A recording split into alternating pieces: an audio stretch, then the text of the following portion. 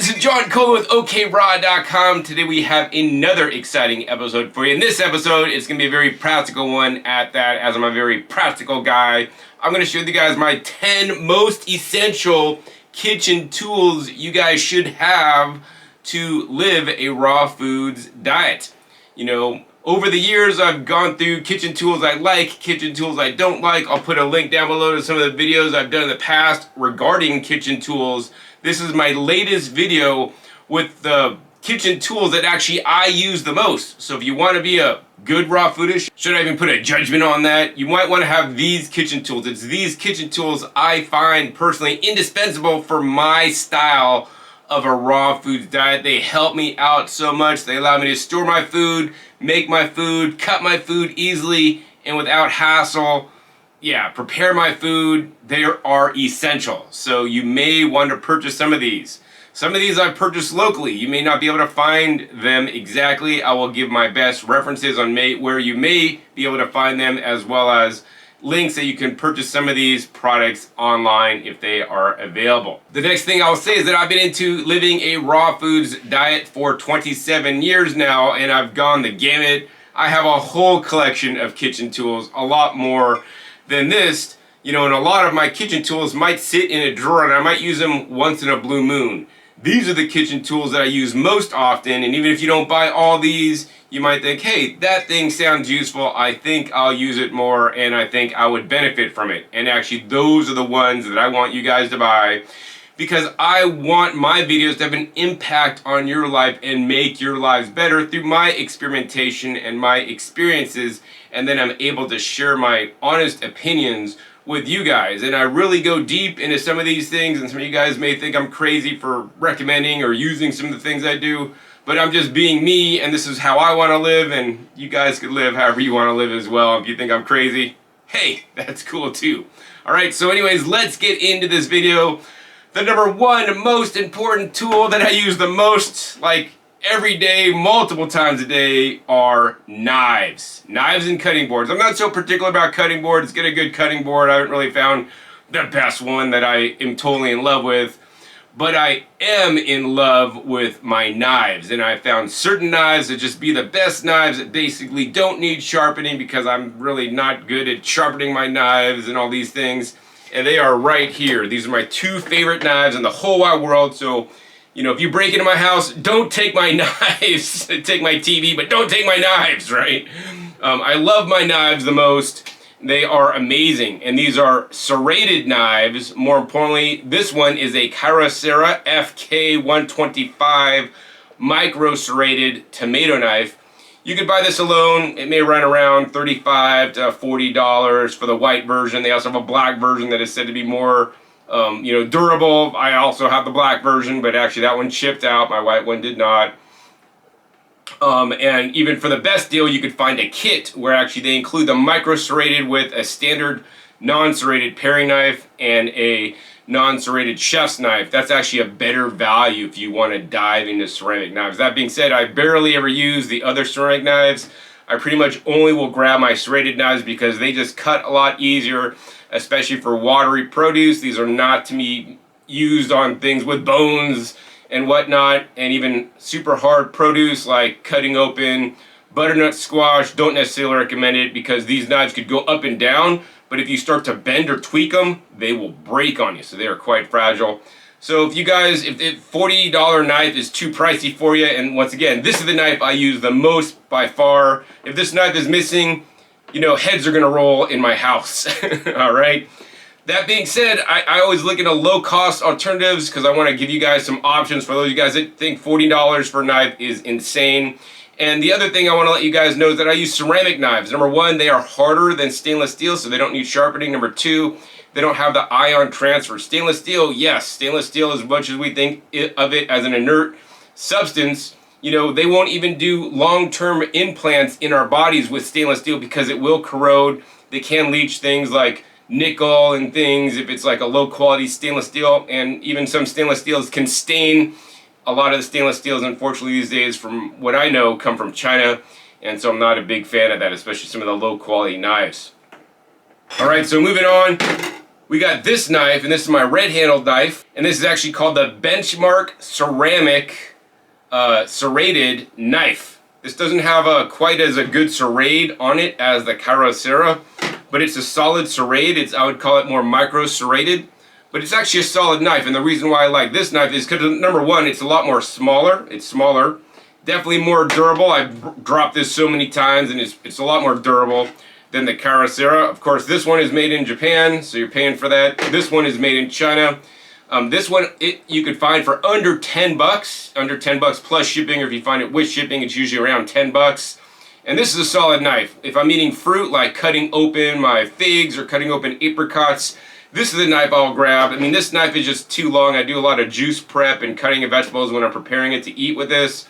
But for just eating out of hand, like for a nice paring knife, this is the knife, my go-to knife, man. I'll cut open my fruit, slice apples in half, and I like to chop apples in pieces and eat them versus just eat them whole off the apple, because, you know, all the little skin pieces get stuck in my teeth. If I cut them up, I can cut them into smaller pieces, just easier to chew, and they just taste better for me that way as well. So this is the Benchmark Ceramic Serrated Knife. All right, next up, besides knives that I use pretty much every day, I also use these items every single day as well, and they are utensils. Eating utensils, forks, knives, and spoons. And, you know, John Kohler doesn't use any old knives, forks, and spoons. I don't even use stainless steel. I mean, a lot of people in raw foods don't advocate use of stainless steel either, to put stainless in your mouth. You know, I think the leaching is an issue. So then a lot of people use the wooden spoons and wooden silverware and wooden forks and all these things. Wooden knives don't really cut that well. Wooden forks don't really stab things because they're too fat, and I've broken so many small wooden spoon utensils. Plus, I'm concerned about the harborage of bacteria in the wood grains and what is the wood treated with so that it actually stays, you know, looking nice. You know, what kind of potential toxins are they using? So I try to find the most inert substance I could use for my silverware, and simply that is this stuff right here. John, that looks like silverware, man. Well, yeah, I guess it could be silver, but actually this is titanium. Titanium is what they use for long-term implants, for hip replacements in some cases, you know, for like in your mouth, for dental work, for going into your bone to do implants. But titanium is a silverware I use. The least expensive kind that you guys could find easily is like a camping set of titanium. Titanium also is very light, so I like that a lot. It's lighter to deal with. It's non-staining, you know, less harborage of bacteria. It's not going to leach on you, right? So the titanium silverware, this is the low-end camping setup you guys could find. I got 2 different brands of that. Next level up, we have more of a more solid titanium set. This is the unpolished titanium. So you guys can see this just says cast pure titanium TI22 is what it says on the back. I found these online. These are quite spendy, significantly more than the camping set. I forget, each one of these may have cost like, I don't know, $18 to $20 if I remember correctly. And then the ones I use personally the most are these guys, and these guys, I love these guys. This is my favorite fork in the whole wide world. Fork you, man! Yeah. So this is the TI22 cast pure titanium, and these are polished titanium. That's why there's a difference in the finish. But if you guys look at the difference, these ones are also longer. They have a skinnier handle. And the reason why I love these so much is because I often will eat out of mason jars that you'll learn about in a little bit. This could totally just go into the mason jar, and I could have a nice part of the handle I could still reach out. This one you could still kind of use in a mason jar. It goes in, you know, all the way as well. But then if you get standard titanium knives, you know, they totally just sink in there, so it's hard to get the stuff out. So I really love this. It's really nice and light. It just looks nice. But the thing is, like, this is like $30 or something for one fork. Or over $30. It was insane. I was like, $30 for one fork, man. And I hadn't tried it before. I'm just going to buy one. So I bought one of these, and I bought a whole set of these guys that were actually significantly less money. But yeah, I love my titanium silverware, and you may want to look into that for a safer silverware to use than stainless steel. So besides the silverware, something else I use on a regular basis is I really love these stainless steel trays. I don't like to use plates. I find them very ineffective because they kind of like, they don't usually have like lips on them, so things kind of roll off, salads roll off, my fruits roll off. So I was using pie plates for a long time, but I pretty much transitioned, which you could use glass pie plates, but I really like these rectangular stainless steel, I guess, pans, I guess you would call them. So they're stainless steel. This is what I put my fruit on when I'm going to eat it. Like I just had a meal of apricots. I washed the apricots. I put a paper towel on here to soak up the water. Put the apricots on here, and I could just pull one apricot, cut it with my ceramic knife, and then put the pit on here. And then this just washes up nice and easily. So yeah, I love these little trays for eating off of. These I bought actually at the Daiso store. It's a Japanese kind of dollar store, you know, like in certain states like California, or you may be able to find these guys online, because I think I got some online as well, some larger sizes, but I just really like this small size. It's just so convenient and so easy. They clean and wash very well, and even convenient to travel with because they're kind of flat. Next up, besides eating produce, I wash a lot of produce. So I always usually wash my produce if it's small items in a colander, and then I just wash it under the sink. So today I basically wash my apricots in this colander, and then I put it on that tray. And once again, I have a variety of sizes of colanders. These are just two sizes. I think I have like two different more sizes of these stainless steel colanders. They're actually quite inexpensive, once again, at Daiso. Anywhere from like $1.50 to like $4 for this big stainless steel colander. You know, I found that they actually don't rust. I like them a lot. The water rinses through them. When I'm done, I just basically tap them dry, and all the water flings out. I could clean them rather easily. So I love my stainless steel colanders. So after I'm done washing my produce, I will often do big meal prep or batch food preparation, and I need a large bowl to do it. And actually, I think I'm almost outgrowing this large bowl, which is already fairly large. You guys can see how big it is. So yeah, a large bowl is essential. This happens to be a MXB 2000Q 20 quart Winco stainless steel bowl. I think I got this at a local restaurant supply store, so check a local restaurant supply store near you. You might be able to buy this online. I do eat out of large salad bowls. When I make a single serve salad, I prefer glass to eat out of instead of stainless steel. But when I'm making big batches of food, I will use this 20 quart Winco bowl. And along with the bowl, I also need a nice spoon. A lot of times I'll toss salads with my hands, but I will also use a wooden spoon. I guess they use this like for rice. It's actually, I got this free at a trade show. It's Rouse homemade. I don't know what that's about, but you can find these you know, wooden spoons for like $1, $2. So I'll like mix up my salad with this, and then actually I'll store the food I make in my big stainless steel bowl in a glass jar. So my next favorite kitchen tool that I love are my glass jars. My glass jars are amazing. I use basically mason jars. I prefer the wide mouth, although I do have a few narrow mouths, but I prefer the wide mouths because they have easier access, easier cleaning access, easier to get your food out of access. And they come in all sizes. Actually, I actually have an 8-ounce that's not shown, but we have the 8-ounce not shown. I have a 16-ounce, the 32-ounce, and actually do not underestimate the 24-ounce. This glass is a little bit thicker than the one on the 32-ounce. Actually, I have them backwards. And then, of course, we have the half-gallon 64-ounce size. I find the least expensive place to buy your mason jars are at Walmart or Target near you. I would encourage you guys not to order them online. It's just ridiculous to ship glass and it may break in transit. So Walmart or Target should stock most of these sizes near you.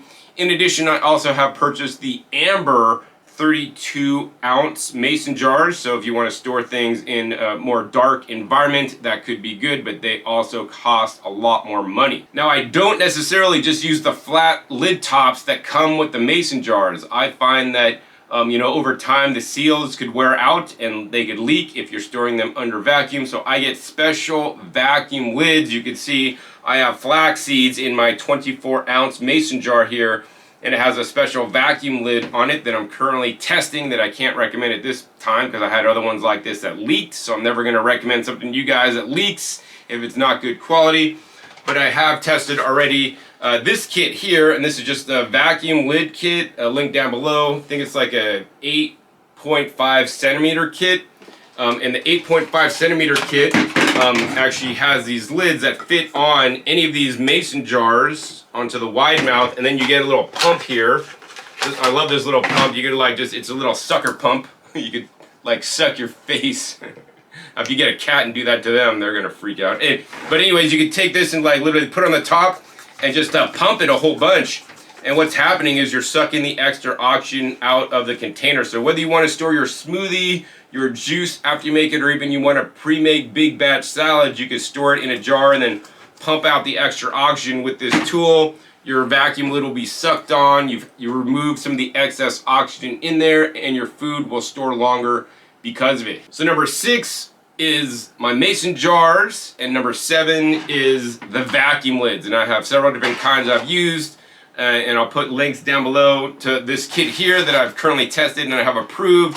And if I do test new ones, I may update this video later with new kits. There's lots of different kits out there, and be forewarned, some don't have good gaskets, some may not seal well, and some may even leak on you. My next favorite kitchen tool, number 8, is my Anchor Hawking 8-cup, 2-quart glass measuring cup or mixing bowl by Anchor Hawking.